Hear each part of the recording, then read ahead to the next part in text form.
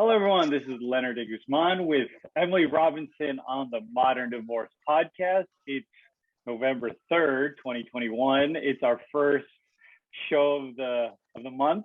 I don't know. It's always fun to do something like at the like beginning of the month, first of the month, like new hope, and then at the end you're just like, oh, okay. It's like I don't know, like a New Year's uh, resolution. You have all this energy at the beginning of the month and like this is gonna be a good month, and then you're like, oh gosh, when will this month end? Yeah. So yeah, I don't know what it is. Like maybe like okay, the bills haven't piled up yet. You've just paid some bills, and you're just like optimistic about the Yeah, month, right. and then like yeah, and it's like whoa, we're in November. Where did the year? I guess when you get older, things you're like, oh my god, the time is just gone. Um, and because I guess like you're tied to the school year calendar. So how's that going? Everything like kind of getting back to normal. I know you just had the Halloween thing going. Yeah, yeah, it's getting back to normal. The schedules are back to normal. Every week there's the email about this class had a COVID case and they're on quarantine. And so that part's not great. But for the most part, it's back to normal. Um, and yeah, Halloween was fun. It was a little more normal this year. There was trick or treating, and so that was really fun. Okay, so like while we're on the subject, coming kind of transitioning back to normal. Do you remember the courtroom? Like, because you specialize divorce, obviously, but the courtroom before COVID, which was like it's been like probably 24 months, but it's probably been in our heads an eternity. Versus now, like what are the differences? What's like the same? Maybe people going through a divorce who are kind of like in that weird space. What's going on like before and after the observations you've seen? Sure. Yeah. Well, before COVID, all the courthouses were jam-packed with people everywhere. And now so many people elect to do video appearances. They're much less crowded. Um, so that's the biggest difference I see. I think the processing times of getting paperwork back from the court is a little bit slower now just because of COVID. And so, there's definitely some differences. But the biggest one I'd say that's noticeable is just the amount of people. It's just the courtrooms are like empty. And I would say at least 50% of people appear by video, if not more. Okay. So let's get into the show where we go over the news, stuff from Google. A lot of times we see celebrities and we go over it because, hey, it's like relatable to the common divorce, the common person. So that's always fun. So let's get into it. This is interesting. This article from New York Post.com. I guess there's a study. Couples who met on dating apps headed for early divorce. Study finds. I noticed like a lot of like my friends, they've met the married ones. They've met on some sort of app, which I don't know. Some of them like get embarrassed, like, oh, how did you guys meet? And then it's like they'll say like an app, but they won't say which one. I think but I think it's more common, more and more. And it's so easy probably to get dates. I know my single friends are just like it's like a part-time job, and it's like you're scheduling like back to back to back to back. Okay, so let's go over this one. So it's time to swipe left on dating apps altogether. A new study has found that married couples who met on dating apps have a higher chance of getting a divorce. The study, entitled Relative Strangers, the Importance of Social Capital for Marriage, concluded that 12% of couples who found their significant other online got divorced within the first 3 years of marriage, compared to only 2% of lovers who met through friends. Conducted by the Marriage Foundation and assembled by the UK-based polling company Savanta Comres, research polled over 2,000 adults who were at least 30 years old and married at least once in their lives. The findings also noted that the percentage of those likely to split goes up As the years go by, after 7 years of marriage, the likelihood of divorce for a couple who met through an app shot to 17% compared to 10% of those who met through pals. The research also found that 8% of couples who linked up in school and 7% of spouses who met at work divorced within the first 3 years. These figures are troubling given the increasingly popularity of couples meeting online. Couples who met online are marrying as relative strangers. The Marriage Foundation's research director, Harry Benson, explained in a statement. He adds, it suggests that in the early years of marriage, couples who meet this way might lack sufficient social capital or close support networks around them to deal with all the challenges they face. Yeah, so let's go with that. So is that a surprise to you, or do you see commonalities of people meeting like in real life, or I don't think in real life anymore, but through what they were saying compared to now? Yeah, that's interesting. I mean, I don't know. I think dating online is probably the more modern way to date. And I think that's how most people meet each other. You know what?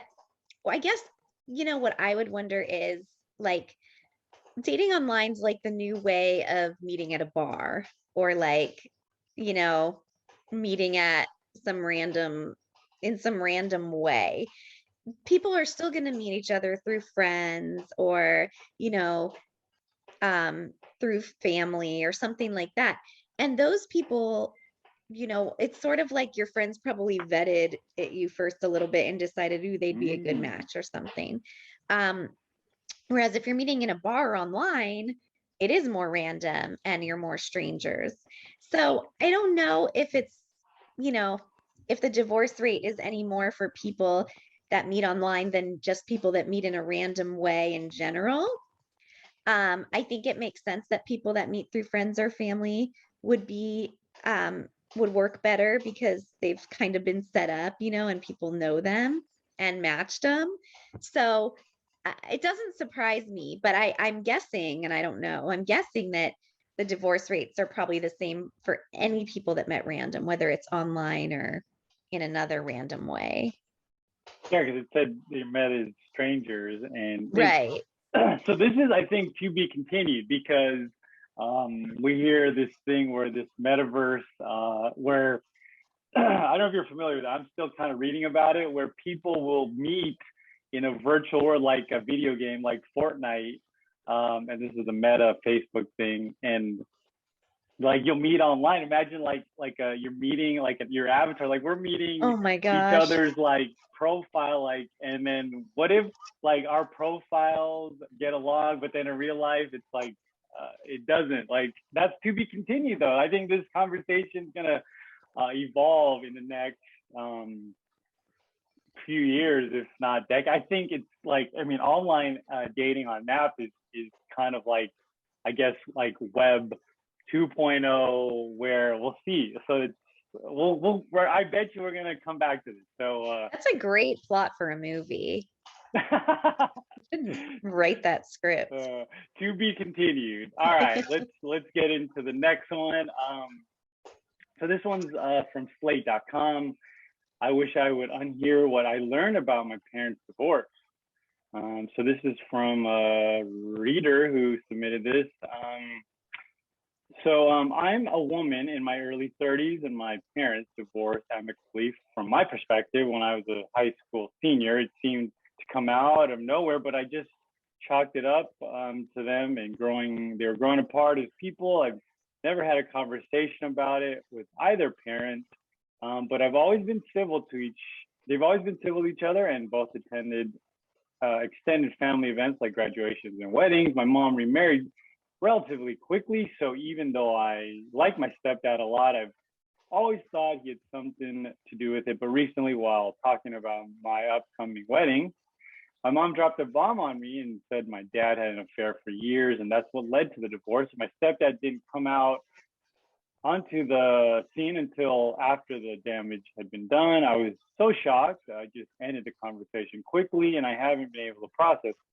I don't even know if it's true. I feel like there's a lot of detail I'm missing, but honestly, I don't even want to find out more details. I don't want to think about it at all. What's done is done. Who is responsible for events more than 10 years ago doesn't make much difference to me. How do I move past this without finding out what really happened? Wow, that's tough. I mean, I could see why you wouldn't want to know that about your parents. People look at their parents, you don't usually look at your parents as people. You look at them as parents, and they're supposed to be perfect and, not like these things that happen that you read about, this doesn't apply to your family, right? And when you find out your parents are just human and make the same mistakes that other humans make, it's really uncomfortable. And, obviously, I'd suggest like talking it out and making peace with it. But since she really doesn't want to know details or what happened, then I think the best thing to do is to just give it time. Like, you got to give it time, because it's probably painful, and give some time for healing. If you need to talk it out with a therapist, not your parents, because you don't want to know what happened. And you know, remember that it's painful, but your parents got through it. They managed to be adults and about it, and stay peaceful. Sounds like they're both happier now, with new partners. And you have to just remember that they're people too, and this is what they needed at the time. And the divorce was probably for the best for them. Yeah, I can't even. Something I want to unhear things. My parents have been married for 40 years, something. I have to. I don't even know. I guess I'm a bad son, but I can't imagine if it went through something traumatic like divorce. Yeah. Okay. So we got. I couldn't resist this next article. It's a ranking of the most. It's by Yahoo. The 15 most expensive celebrity divorces of all time, ranked. Do you have a guess which Wow. one's the most expensive? Divorce of all time. Yeah, of all time. It looks like in the modern time, probably not like kings and queens, but like Right. 20 years. Yeah. Um, ooh, Brad Pitt and Angelina. Oh, they're not even billionaires. Okay, so the number one is the Bezos one. Jeff Bezos and Oh, Mackenzie Scott. I'm just gonna go over a few. So that's a $38 billion settlement. Number two was Rupert Murdoch and a man. That was 1.7 billion. The third is Mel Gibson and Robin Moore. This is a surprise. $425 million. Michael Jordan and Juanita Vanoy. That was 168 million.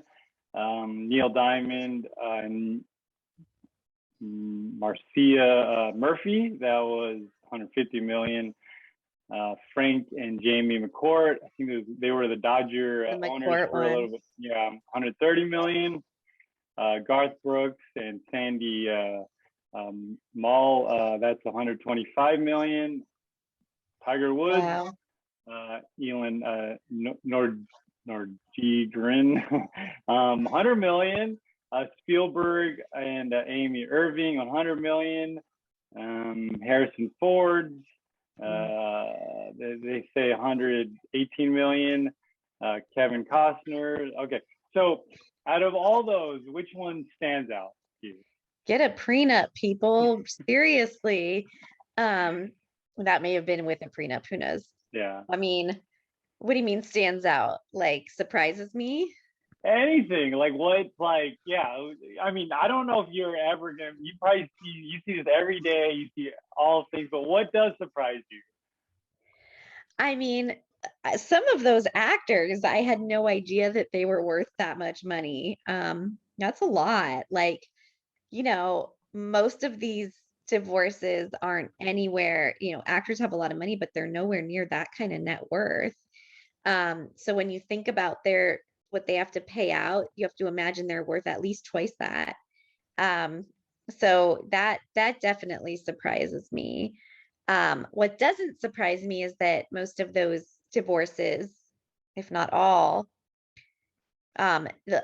one of the people is the one who is the celebrity or made all the money. Like it would be different, I think, if both spouses were celebrities or something like, because they both would have so much money that the divorce probably wouldn't be like that, where one had to pay out as much. Yeah, I think because like say someone like Mel Gibson, I think it's like actors and musicians. They used to make different money, like where DVDs and CDs. I think like Spotify now changes the game for musicians. I don't think they make Mm. like every time I like stream Taylor Swift or something, I think she gets like a few pennies. Like I can't imagine like CDs, because a CD is a unit, you'd sell it and they could track it. Oh, you make X. So Those it's pennies add up though. I'm that. sure they have some contract that like protects them. Well, when you first asked, I thought you meant the most expensive divorce, as in like, they paid the most out to lawyers. So that's why I Ah, guess Brad and Angelina, because I read the other day that they're on like year 5 of ah, litigation. So okay. those lawyers must be making a lot of money. The rich, rich, rich. Yeah, richer. Okay. Okay. Okay. So let's get to the part of the show called Ask Emily, where we go over posts and see, where people are. A lot of people are at the beginning of their divorce journey. A lot of them are sometimes life after, right? Because once you get the divorce, the whole lifetime worth of your whole life ahead of you. So let's go to this one. This one's a life after divorce one. So they ask, what can you do now that you couldn't do when you were with your ex? And for this person was sleeping in, hanging out with friends all the time, have time for things I care about, and live in a city. Hmm, interesting.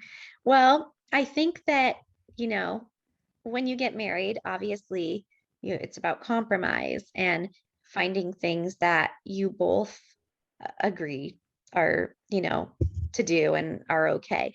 And, it's two people can't be exactly the same. So you're never going to want the exact same thing. So you compromise to make that other person happy. And, that may mean living somewhere that wouldn't be your first choice or, um, you know, um, doing things that aren't your first choice of activities.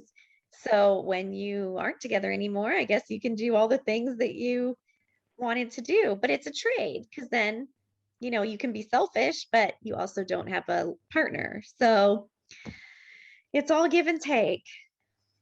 Yeah, I thought it was weird because they said sleeping in, which means like, is your like ex-spouse, did they wake you up to do a workout in the morning and you want to sleep in? That Um, could be, or you feel like you need to get up with them or make them breakfast, or they make you breakfast every morning and wake you, which is great, but also you'd rather sleep. I mean, the dynamics of every relationship are so different. all right, let's go to this one. The next one is a getting started one. Last night, at couples counseling on our anniversary, my wife came out and said she has no feelings for me, doesn't like me, doesn't want to be together. She told me she wants a divorce and doesn't feel it's worth working towards reconciliation. I'm trying to keep everything amicable and peaceful as possible. Possibly mediation. I believe she does too, but it hasn't been fully brought up yet. Any tips? What to do, what to expect, how to handle things? Anything can help. Well, that's sad and I'm sure hard to hear. But keeping things amicable is always good. And I think mediation is always a great option. Um, Going to somebody neutral that can help you work things out without going to court, it certainly helps keep the financial part and the emotional part in check as much as possible. So I definitely, recommend going to mediation in a situation like that. Here's one, the dating one, dating after divorce. We just covered this, so there's plenty of apps. Yeah, I shouldn't be giving advice. Let's go through it. After struggling with I'm never gonna meet anyone else thoughts after divorce, I divorced at the start of 2020.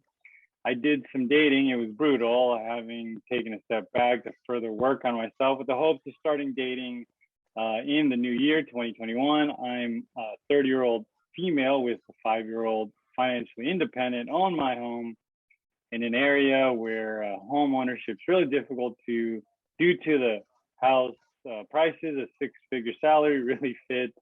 And I've told throughout my dating life I'm attractive, but I can't help but think I'm never going to meet anyone else. I was with my ex for 11 years since I was 19. I was never unfaithful. He has some addiction issues, and our contact limited aside from parenting conversations. Dating so far has been a shit show of emotionally unavailable men, ghosting, and just general crap. I feel like I wasted my 20s and never I'm going to find anyone else. Does anyone have any advice on dating post-divorce? Wow. So first of all, she didn't waste her 20s because sounds like she got a kid, a wonderful kid out of that marriage. And that person was who she needed at the time. They were a good match for the time. So it's never a waste. It's just a life experience. We go from experience to experience, and you can't look at those times as a waste. Second of all, she's only 30. She's very young. She's going to have plenty of time to find new people. And I think the fear of dating and getting back out there is just a fear that everybody has. And it's during the pandemic, of course, it's not as easy, but it could be a self-confidence issue. Most people do meet somebody, even if it's on a second marriage. So it would be unlikely that she's never going to meet someone again. I think that's just in her head, and she needs to, just really find a way to make peace with herself and make peace with the divorce and the fact that she didn't waste her 20s. It just didn't work out for long term, and come from a positive place instead of a negative place. And I think that would change, people's view of her, and make her more attractive to date because she's now very positive. So we've come full circle with the dating issue. We started with people meeting on dating apps, and then on the other end, dating after divorce. So we've come full circle. That's the time we have. It's all our time. So thank you so much for joining us on the Modern Divorce Podcast, and see you next week. Bye-bye.